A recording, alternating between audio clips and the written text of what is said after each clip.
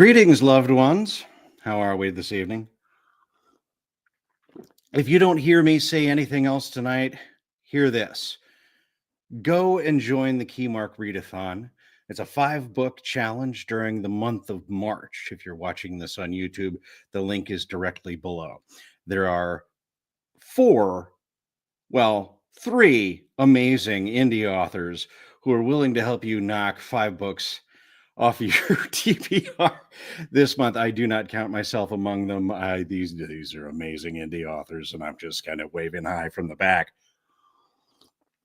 But yeah, we're here, and if you don't do anything else, do that, because you're going to have a great time. Not only are you going to get 5 books knocked off of your TBR, but you're going to enjoy yourself. You're going to meet some like-minded people, and you're going to have a good time. Maybe walk out with a couple of new bookish friends. So I have a great time. It's a lot of fun pretending we're competing. And we can go from there. Tonight, before I say anything else too, okay, tonight's chapter is called Razor's Edge. And this is tribute to Rob J. Hayes. So when I first started thinking, oh boy, can I do a book that is set primarily in prison? Is that going to work? Has anybody ever pulled that off? And I asked around in the bookish community, and they said, yeah, try Rob J. Hayes, Along the Razor's Edge. So I read that book, really enjoyed it. And most importantly, he proved beyond a shadow of a doubt that you can do a closed room environment and make it work for the entirety of the story. So that was the reason why Rooker Flynn books got made. So Rob J. Hayes, you probably don't know it, but you're responsible for this dumb trilogy. So thank you very much. All right. Artsy. Oh, look at this. There are people. Madison. Oh, Madison. Always Madison. Front row seat. Medic for real. Yay. Adding to the TBR. Yeah. I mean, you really have here's the thing about Rob is that I have read more of Rob than I've read of any other indie author. That's true. And each one of the books that I've read have been completely different from the other.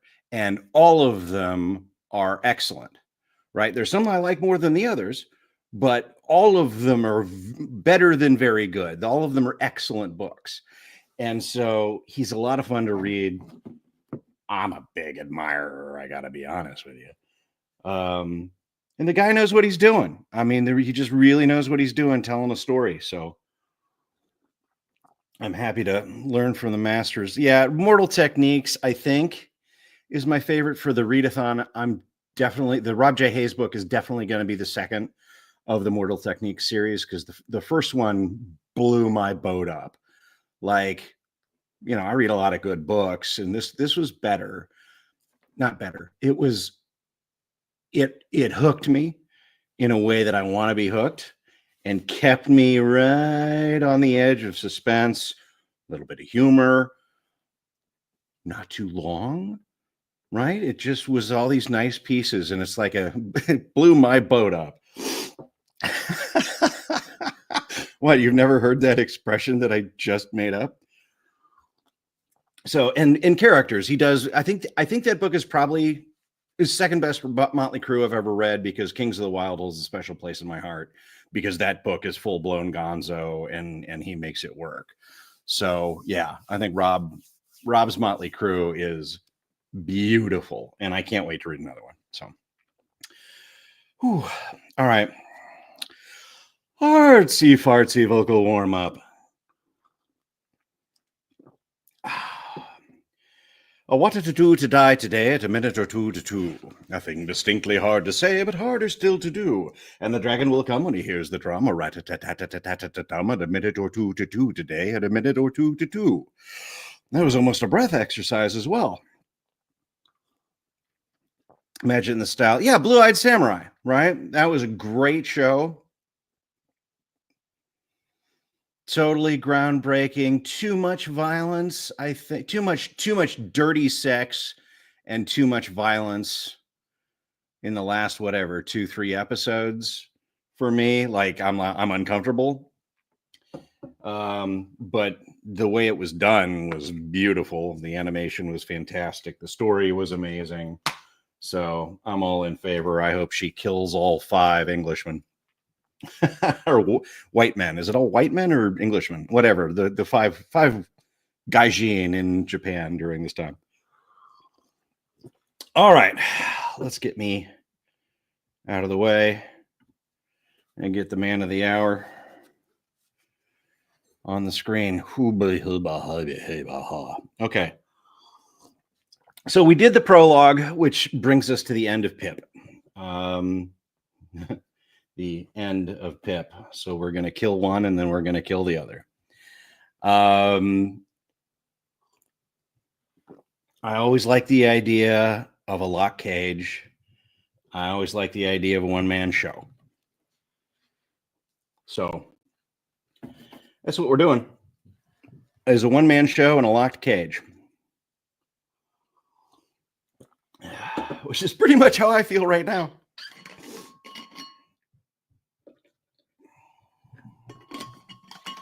All right, stop drinking tea, dum-dum, and start getting to work. Get over it yourself. Here we go. And the record button. We have 10 seconds of room tone covered. Moving to manuscript.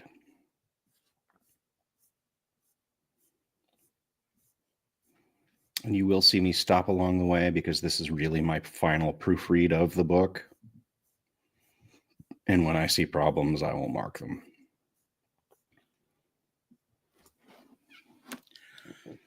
Oh man. This book is divided into 3 parts. Dusk, day, and dawn. We begin, of course, at dawn. Part 1. Dawn. Dawn.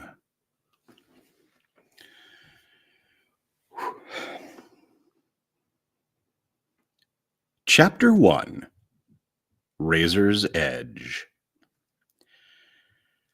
I've had a hell of a lot of fun, and I've enjoyed every minute of it. Errol Flynn's last words.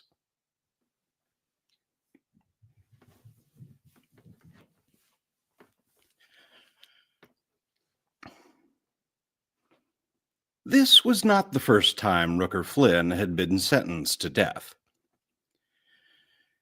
At 16, he robbed the Sultan of Taj. His royal daughter, Shahadzi-Ija, had the most stunning, scintillant, come-hither eyes Rooker had ever seen. And she kissed like a hungry snake.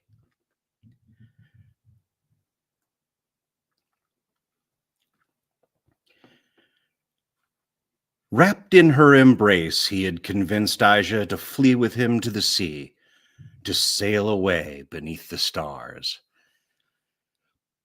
But Rooker Flynn was 16 and ill-equipped for But Rooker Flynn was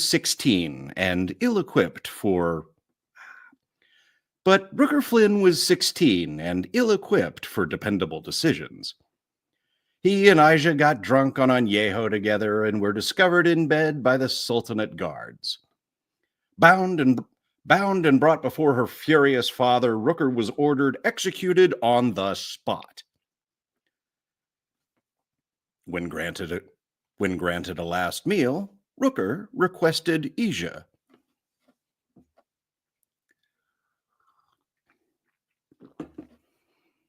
When granted a last meal, Rooker requested Ija. Enraged, the Sultan drew his blade to execute the sentence himself. In a quick bit of half-drunken bravado, Rooker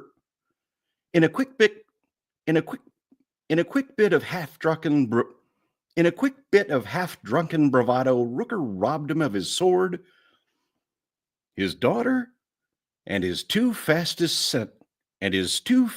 stallions. Together, Rooker and Ija. I'll fix it in post. I need to decide Ija or Ija. Ija.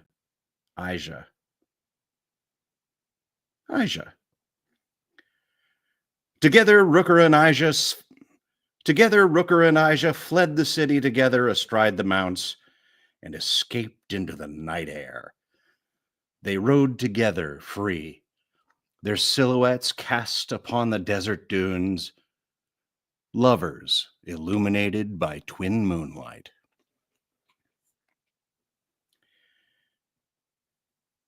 That night at the oasis, Gamelat and Annika were full in the sky, bright and majestic.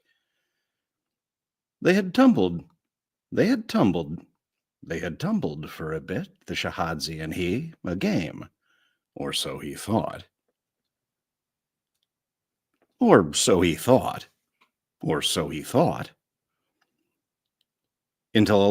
Until a knife was at his neck. Then her lips were on his, and he found himself straining toward her despite the prick of blood on his throat. Her eyes were dark, her flesh was silk, her mouth was heaven. Lost in her embrace, Rooker had not seen the Sultanate guards creeping up on them until it was too late.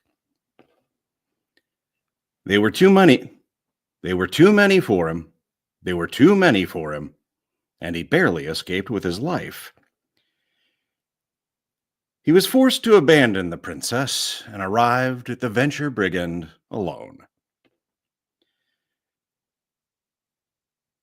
Captain Tandle boxed his ears in for it.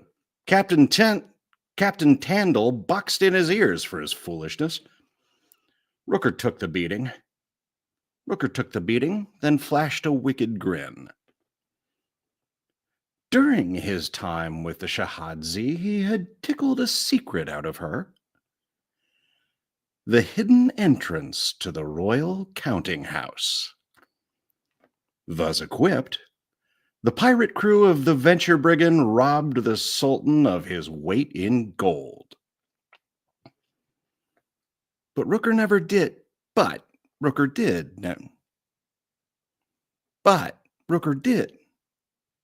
But Rooker never did get his daughter. And I never got my last meal, he shouted at And I never got my last meal. He shouted at the top of his lungs. No one listened. No one was there to hear.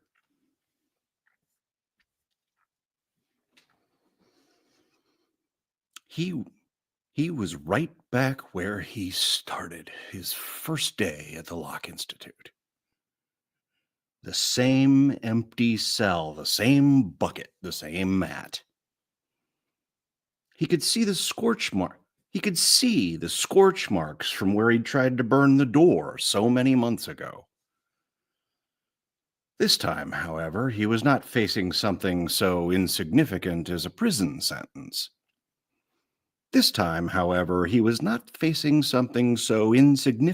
a prison sentence. This time was for keeps. Late summer on Huanghoon offered no respite from the heat. The air was stifling inside his cell. He limped a path he'd worn clean in the stone floor of his cell, holding his broken ribs, another gift from the headmistress. He shouted again to no one at all.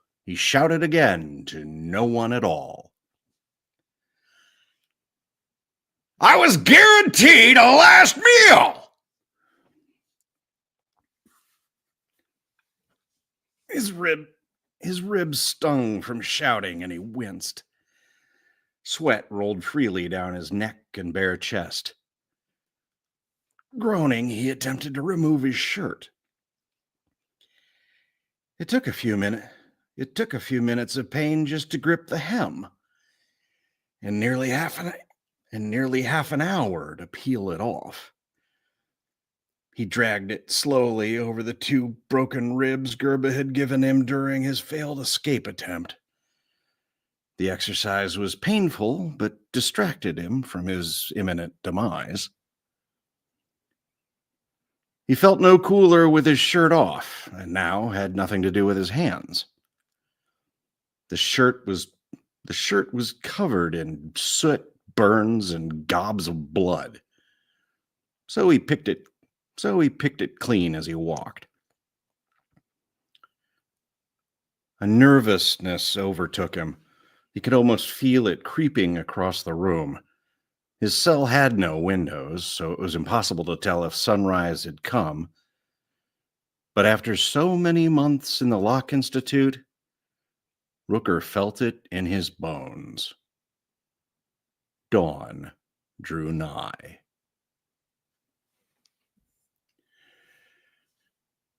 Soon he would hang under the great bell of the deep blue South and dance his last jig.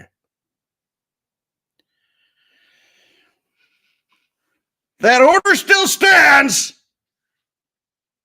Rooker yelled at the empty room. It was a royal decree!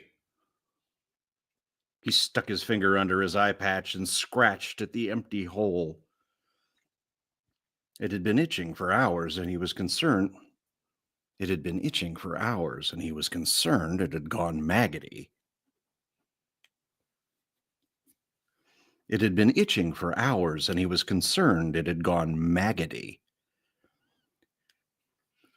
For my last meal, I want strawberry cake. Mary Kubrick's strawberry cake. Oh, Mary, that girl could bake. Her fruit pies were palm-sized, golden brown, flaky crusts that hugged hot. Her fruit pies were palm-sized, golden brown, flaky crusts that hugged hot cinnamon apple jam. She made a butterscotch souffle that disintegrated into sugar when it touched your mouth. But best of all were her cakes. Stuffed with cold, sweet buttercream, the little strawberry pastries were ringed with hardened sugar. A caramel cage made of tatted lace. The cakes were only the size of his thumb, but they exploded a sugary, soft strawberry delight when he touched. But they exploded a sugary, soft strawberry delight when they touched his tongue. Mary's tongue tasted of cinnamon too. Mary's tongue tasted of cinnamon. Mary's tongue tasted of cinnamon too. She was a sweet girl. She was dead. Like most people he'd known. Her bakery gone, her genius gone, her strawberry cakes gone. Nearly everything he remembered from those early years at sea was gone, drowned, destroyed, or dead. But even a condemned man can dream.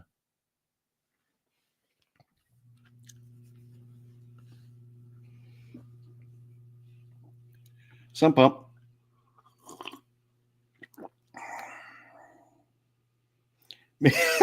Making me hungry.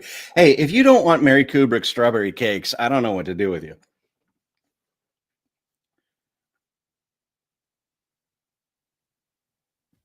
Some pumps off.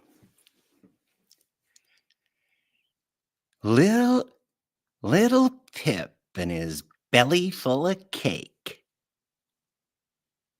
Jasper's voice chuckled in the shadow of. Little Pip and his belly full of cake. Jasper's voice chuckled in the shadows of his cell. Rooker tried to ignore the voice. Here, at the end of all things, he was alone as he'd ever been. But his dead brother's ghost haunted him still.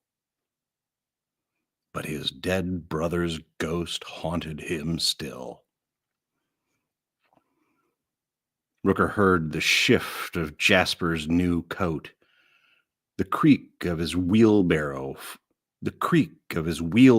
full of grain, the cruel whisper of his brother's voice from the dark.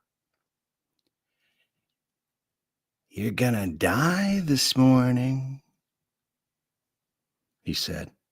It said, "You're gonna hang by that scrawny neck of yours until your face turns blue and your tongue puffs up, until your face turns blue and your tongue puffs up, and you're just like me. Dead, dead and rotting in a grave. Dead and rotting in a grave." Rooker thought of the way his brother had died, a knife in the eye. He touched his own empty socket. Go away, Jasper." "Strawberry cake," came his cold chuckle. "You always were good at lying to yourself, Pip. You're doing it right now. Telling yourself you're not alone." Rooker heard the voice edge closer, whispering from the pits of hell. "Your whole life was one big lie. I was gonna look after you. Dad was gonna look after you. Dad was gonna look after you. Dad was gonna sober up. Dad was gonna sober up. You were brave enough, and strong enough, and loud enough. You were brave enough, and strong enough, and loud enough that they'd love you. That they'd love you. That they'd write a song about you. All lies. Even your name's a lie." Rooker's fingernails cut crescents in his palm. "You die today, Pip. There's no time left for lies." He heard Jasper's shade move closer. "So I'll tell you the only truth that ever mattered." Jasper sucked a cold breath.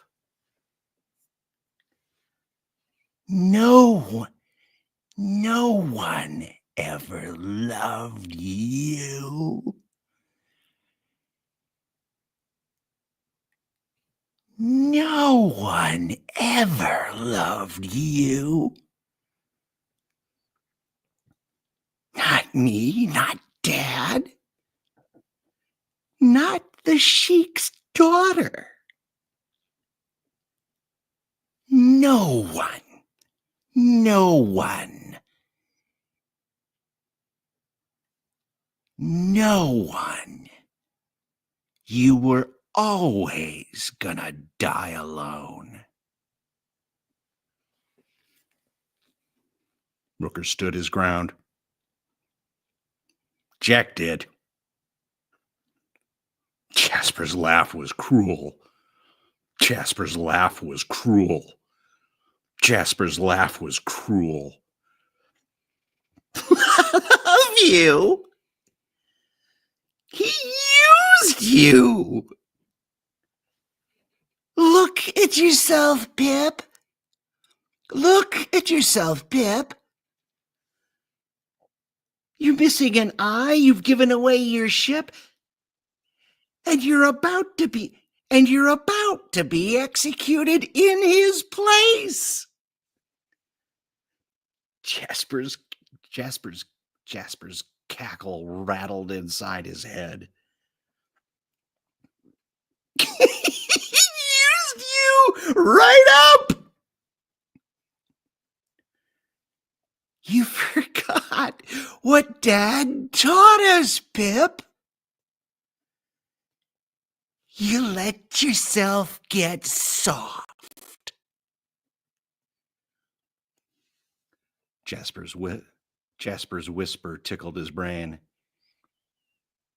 You let him win. You let him win. I hate Jasper. If you don't, I'm sorry I didn't do a good enough job.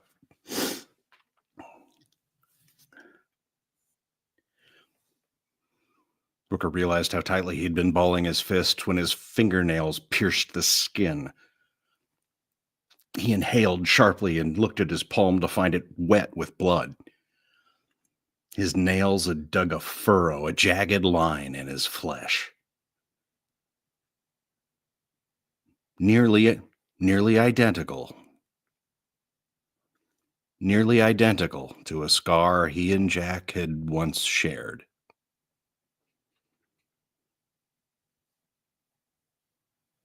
Rooker felt something pass through him. A warm breeze, and he felt himself back at that campfire on Bounty. Jack's blue eyes watched him, laughing with him. Rooker discovered he was smiling. And here, on the dawn of his execution, he couldn't help but chuckle. You wouldn't understand. Jasper's voice was harsh, confused. The voice of a petulant child. Understand what?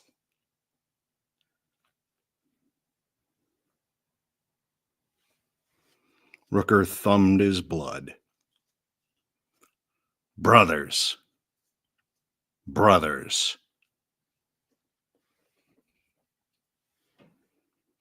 Silence from the shadows. When Rooker resumed pacing, Jasper did not come with him. Rooker reached the end of his short path, turned, and saw his shadow in the corner. Just an angry child with a new coat. The shadow retreated, fading away. After a long pause, he heard one faint whisper. I'll see you soon, Pip. I'll see you soon, Pip. I'll warm up a seat for you.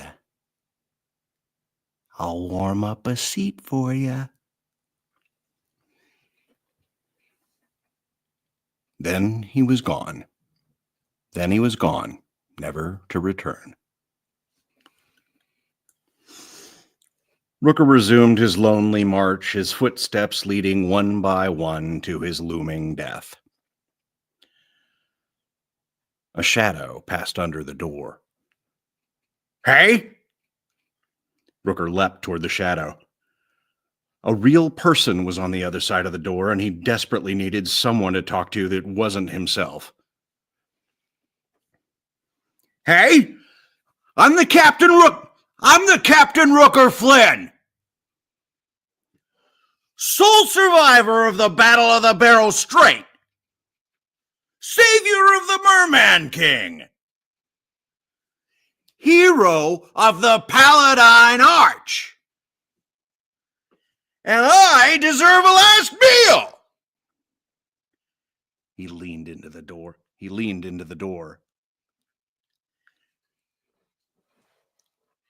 "So give me some strawberry cake or I'm not going!"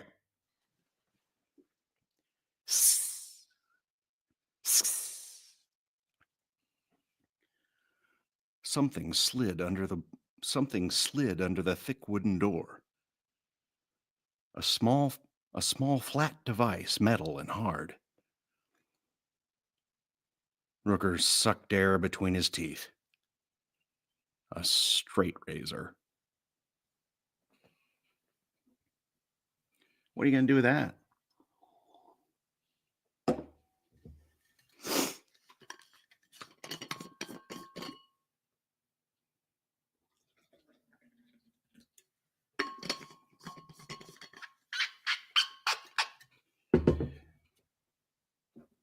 Hang on.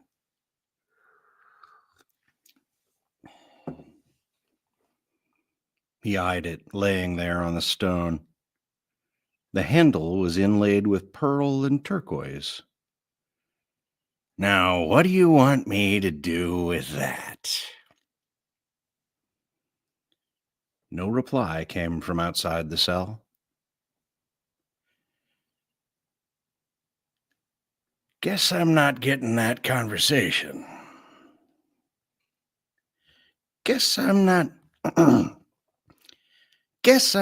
getting that conversation." Rooker scooped the straight razor off the ground. And flicked the blade open. "I hang this morning. The noose is waiting for me. I'll put it around my neck. Quick drop. A quick drop. My spine will snap. The bell will ring."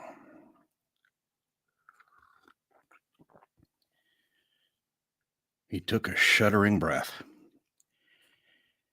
"And when that happens, the bell will bring me..."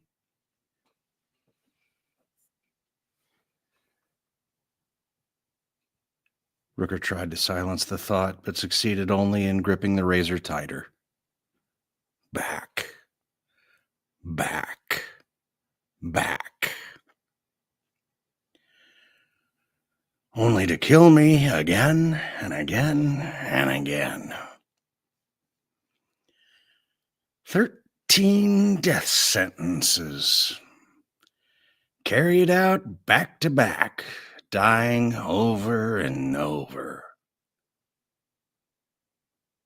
He eyed the tool in his hand.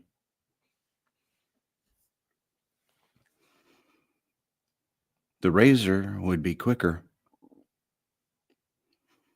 He flicked it with a thumb, plenty sharp. The razor said Gerba Whipmarples didn't give a tinker's damn whether he swung from the rope or slit his own throat.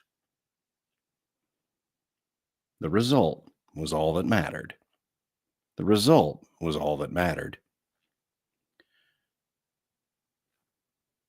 razor or the rope, one way or another, he would die this morning.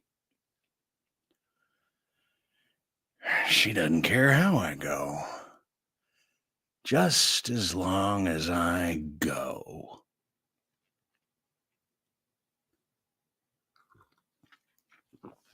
Just as long as I go.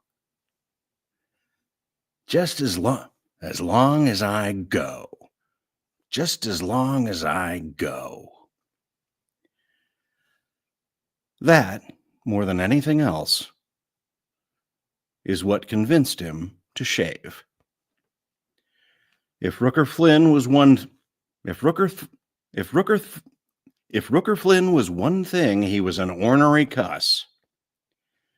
If Rooker Flynn was one thing, if Rooker Flynn was one thing, he was an ornery cuss. And if he hated everyone in the world, he hated Gerbo Whipmarples most. He hated Gerbo Whipmarples most. No, ma'am. No, ma'am. No, ma'am. Rooker eyed his reflection in the razor's bright steel. You're not getting the last laugh. You're not getting the last laugh. You're not getting the last laugh. Pause.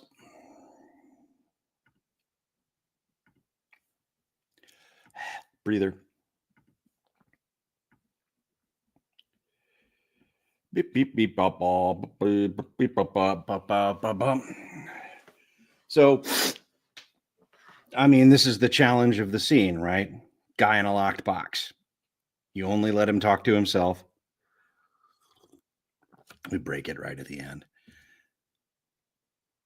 But being locked inside Rooker's head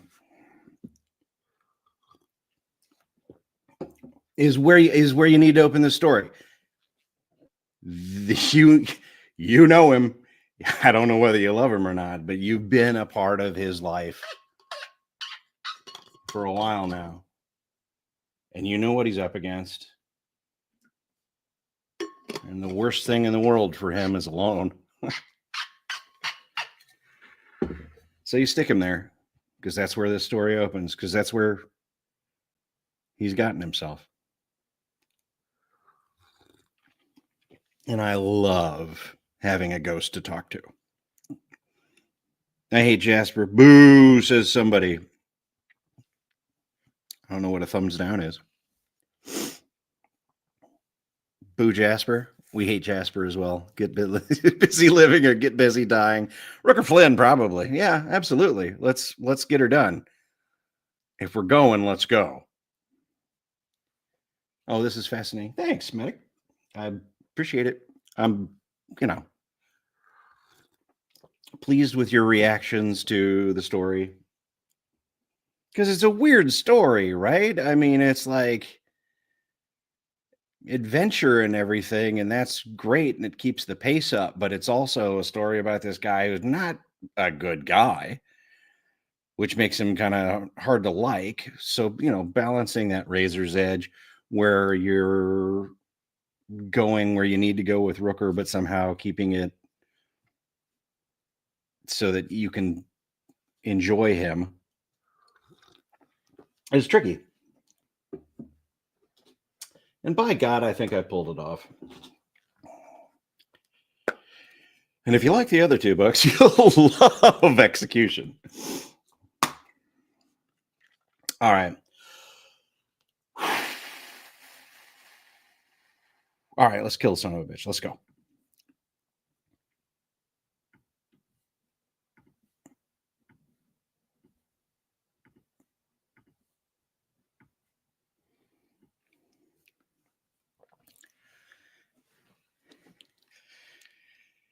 He worked a coin of soap into a lather and rubbed suds over his chin. There was no mirror in his cell, so he started from the bottom of his neck and worked his way up. He felt the familiar bristle of the razor scrape against it. He felt the familiar bristle of the razor scrape across his throat. He sang without thinking. Oh, God, I got to sing now. Oh, I got a gal who's always rotten, stuffs her shirt with a bale of cotton. 6 foot tall, 8 feet of hair. Poked holes in a barrel for her underwear. Don't know Liza, don't know me. We got a ticket for the jamboree. A mule kicked her, she kicked right back. A mule kicked her, she kicked right back. Made her bed out of an old haystack. Sung last weekend in a bass quartet. Ain't seen nothing like her yet. Don't know Liza, don't know me. We got a ticket for the jamboree. Repeating the chorus, Rooker scraped the last of the stubble off his cheeks and repeating the chorus, Rooker scraped the last of the stubble off his cheeks and shaped the hair on his chin to a rugged handsomeness. He always did like a little scruff. Made him feel like more of a man. The razor bothered him, though.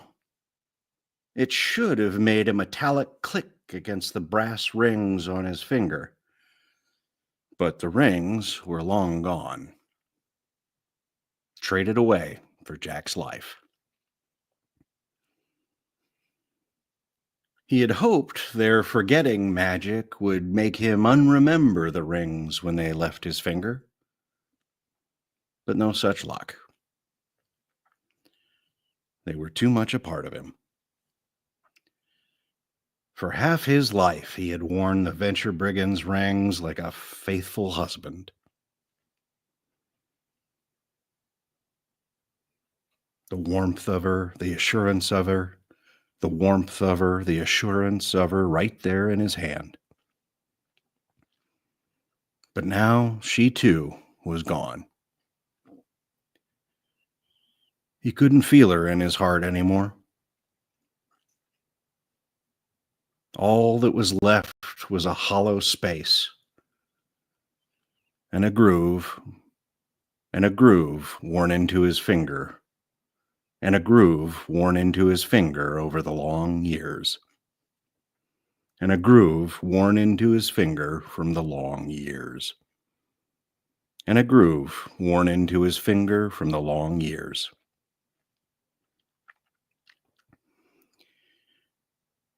He clicked open the razor and carved her name into the rock, her true name. The name he had taken as his own. The name he had taken as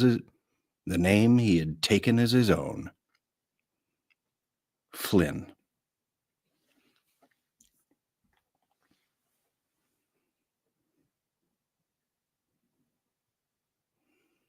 Rooker thumbed his naked finger and missed the feel of her rings in the way an amputee misses a leg. Goodbye, girl. Goodbye, girl.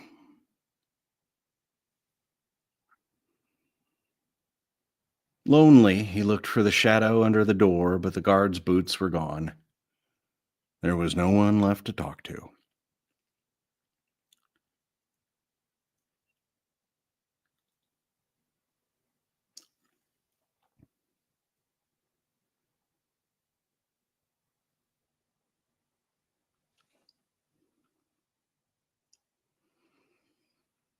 He sat down next to the wall, opening and closing the straight razor in his hands.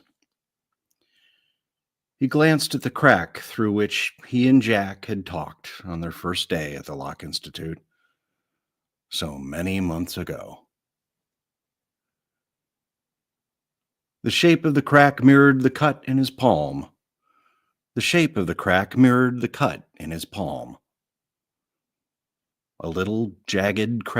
A little jagged crescent opening to Jack.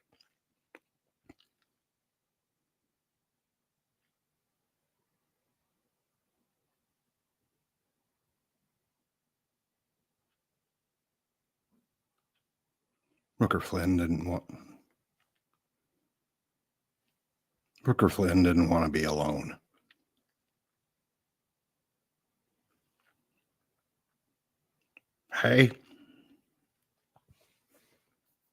Hey.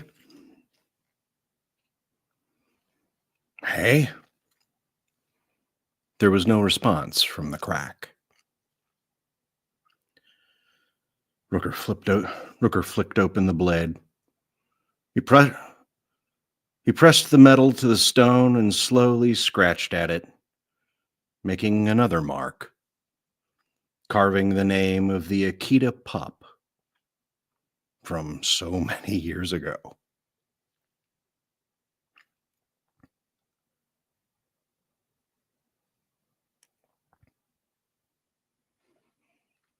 The other name he had stolen for himself. The other name he had stolen for himself. Rooker, the thief.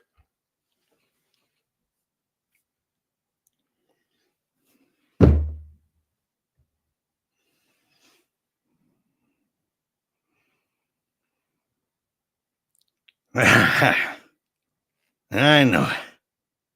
I know you. I I know you're gonna bust me out of here, Jack. His voice was hoarse, quiet. I know you got something up your sleeve. Bit of Tashin magic, right?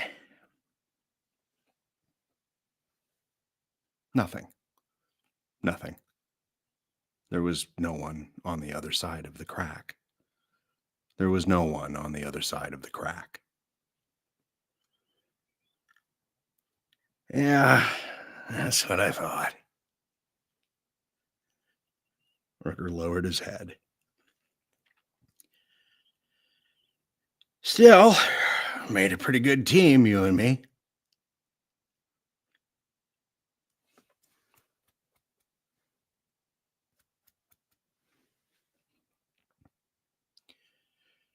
His thumb, his thumb, his thumb felt the emptiness where his rings should be. Would have been nice, though. You and me and the brigand makes three. All of us together. All of us together. We would have got a song sung about us, sure as you're born. We would have got that song. We would have got that song sung about us, sure as you're born. Yeah.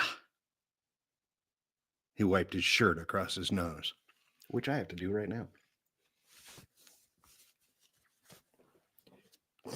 They would have remembered us then. Remembered us right. Remembered us right.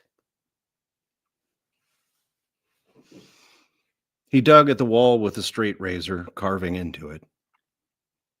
He made the symbol for the Flynn, then carved the mark for Rooker over the top of it, combining the two. The condemned man cemented his legacy in Keymark the only way he could. By scratching...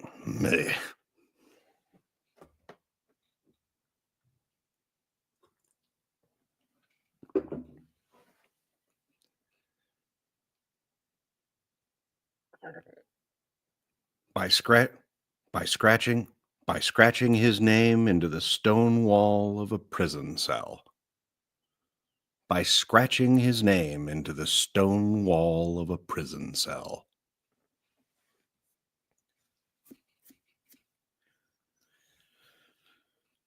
He stared at his signature for a long time, his face blank, impenetrable, a mask.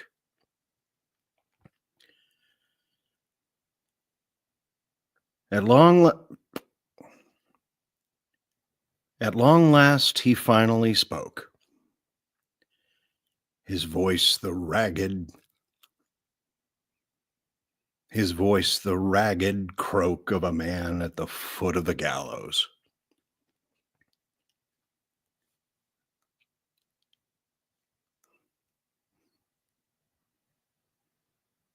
Forgive me if you can.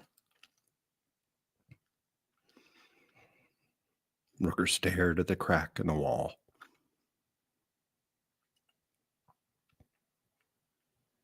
You said that to me. Remember that?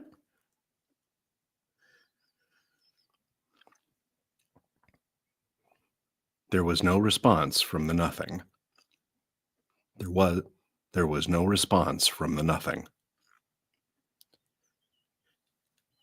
I never had anyone ask me to forgive them. I never had anyone ask me to forgive them. Never. And I damn sure never asked for it. Never made any sense to me. It's weak. It's begging. But you did it. Just like that. Just like that.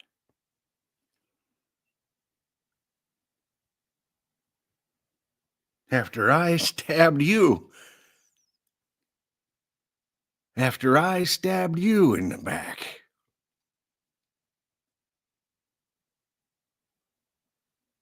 Strangest thing I ever saw. Strangest thing I ever saw. He scratched at the stone.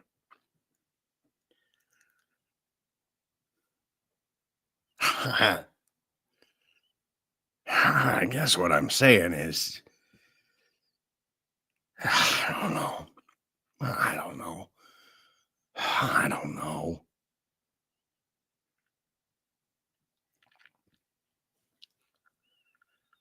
I've never begged pardon.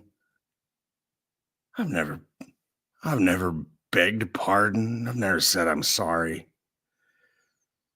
I've never begged pardon, never said I was sorry, never got on my knees. He shifted forward and knelt in front of the crack like a man at confession. I guess what I'm saying is,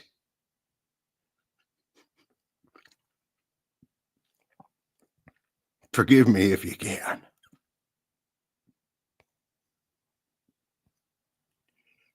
Forgive me if you can. Forgive me if you can. Ah, some pump. I'm breaking my heart here. It's like when you're on stage in the middle of a passionate scene, somebody gets up to go to the bathroom. I guess what I'm saying is,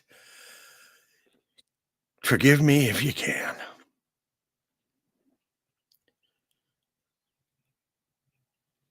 A puff of breeze came from the crack. A breath of fresh air. A breath of fresh air. A breath of fresh air. I do. I do.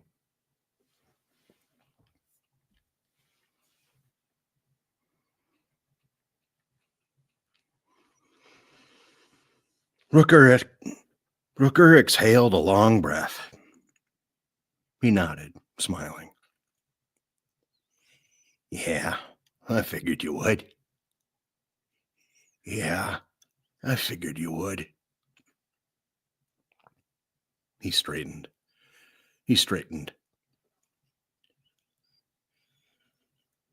But I just need to say it. But I just need to say it before I go. But I just need to say it before I go.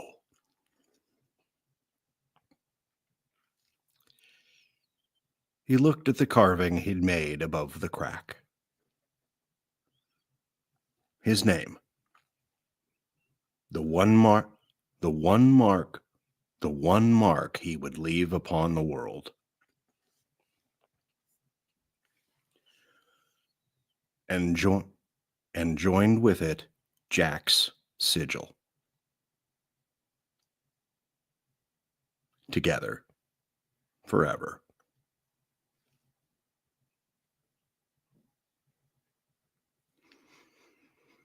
You and me. He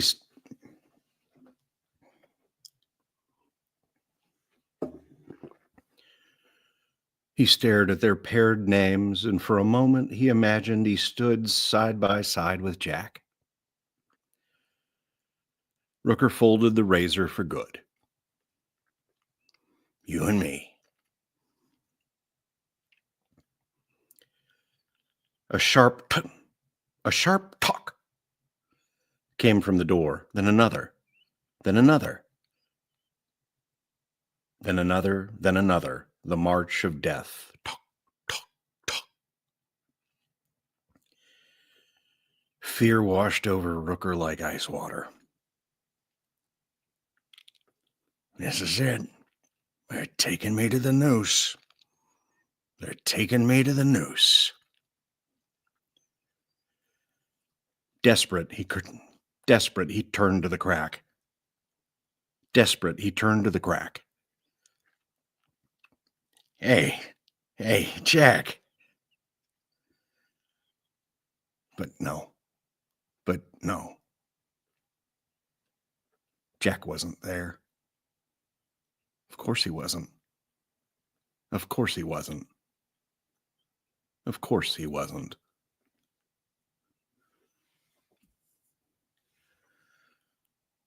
There was nothing behind the crack in the wall. No one listening to him.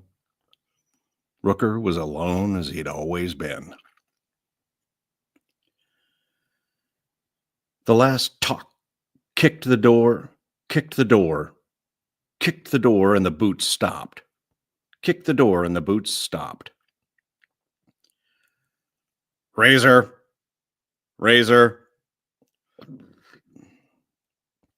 Razor.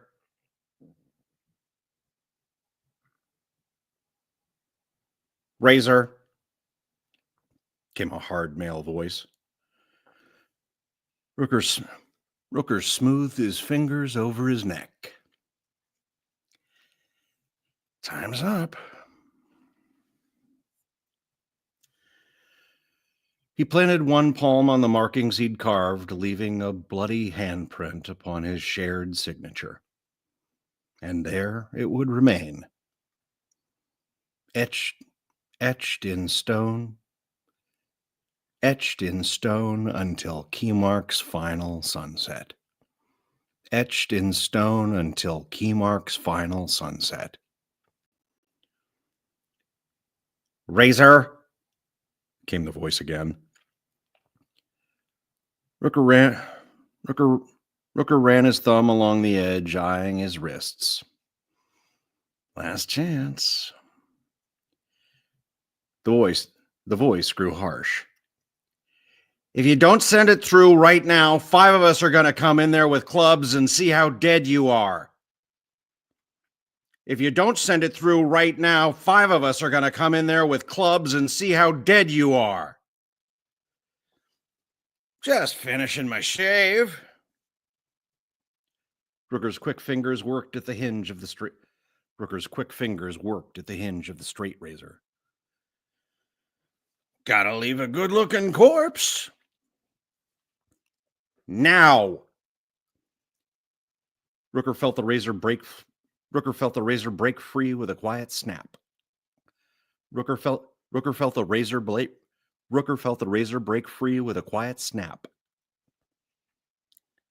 Hang on. He slid the handle through the door. There you go. Quit your bitching.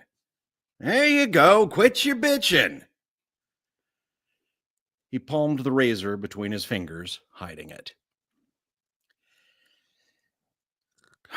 If I go for his eyes.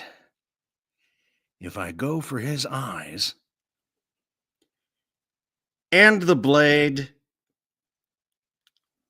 Rooker sighed, defeated. What blade?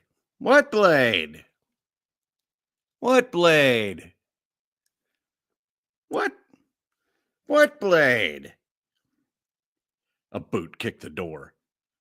Blade! Rooker tossed the blade through the gap. After a moment, the door creaked open. A big acolyte cautiously looked inside to find a freshly shaved. A big acolyte cautiously looked inside to find a freshly shaved pirate buttoning up his crisp. To find a freshly shaved pirate buttoning up his crimson shirt. Flicking off the lint. He turned, a wicked gleam in his eye. Now, he grinned. About that cake.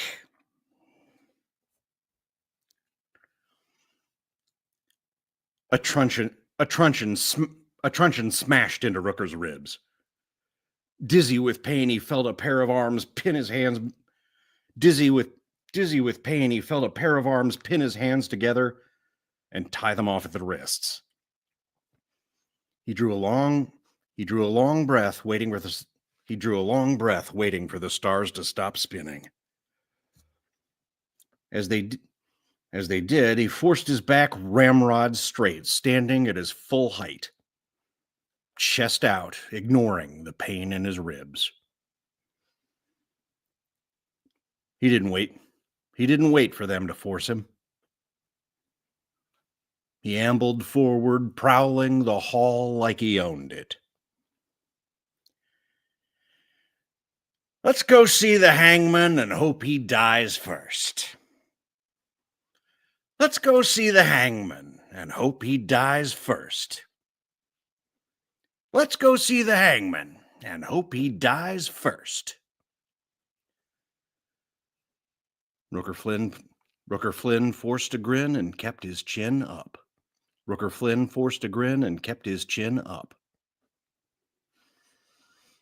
If you're gonna die today, die well. If you're gonna die today, die well.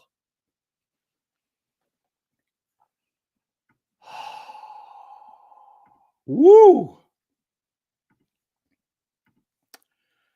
All right, that gets us there. Woof. All right, thank you. I appreciate you. That was harder than I thought.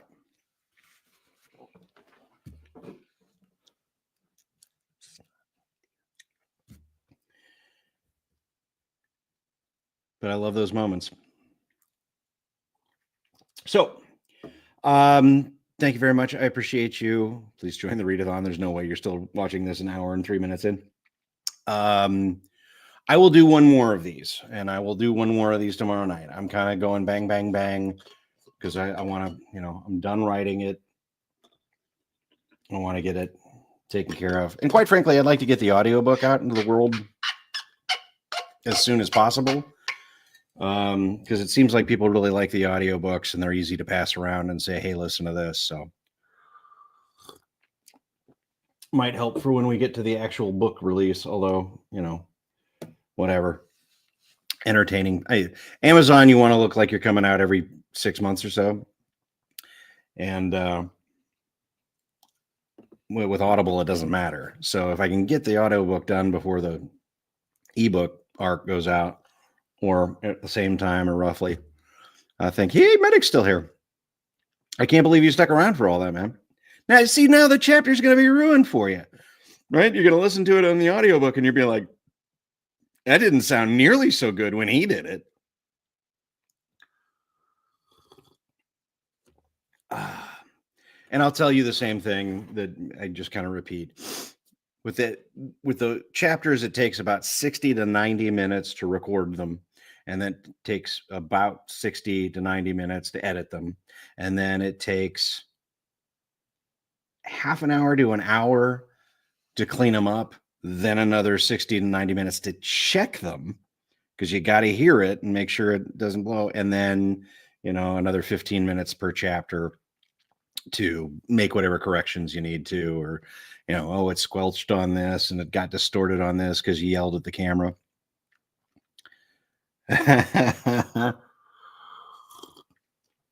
Still trying to figure out how to turn you up to 1.5 speed. Try that with blackjack.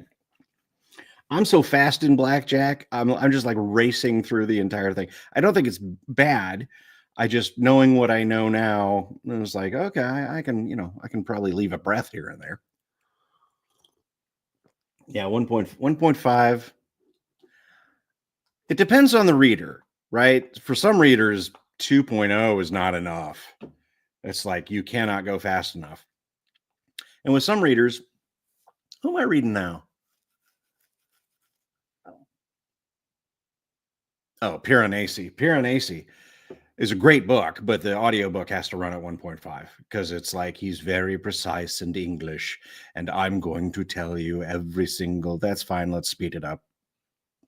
You have a lovely voice, and an English accent is the best accent other than Indian. But let's kick it into high, shall we? And quite frankly, if you do, even if you are too fast with an audiobook, you can slow it down. You can listen to, 0.09, 0.07. Trying to figure out how to turn. My wife is also trying to do the same thing. It's like, can you go just 1.5 times faster, please? For the love of God. All right, I'm gonna shut up and get out of here. That didn't take very long. And I'm gonna do chapter 2 tomorrow night, just because I want to get going. So if I break it into a pattern and I'm responsible to you, then it's gonna get done. So, and then after that, I can't go into chapter 3 because then we start to get into super spoilers. So I appreciate you. Thank you very much. I'm looking forward to your reaction to this book. See you later. Bye.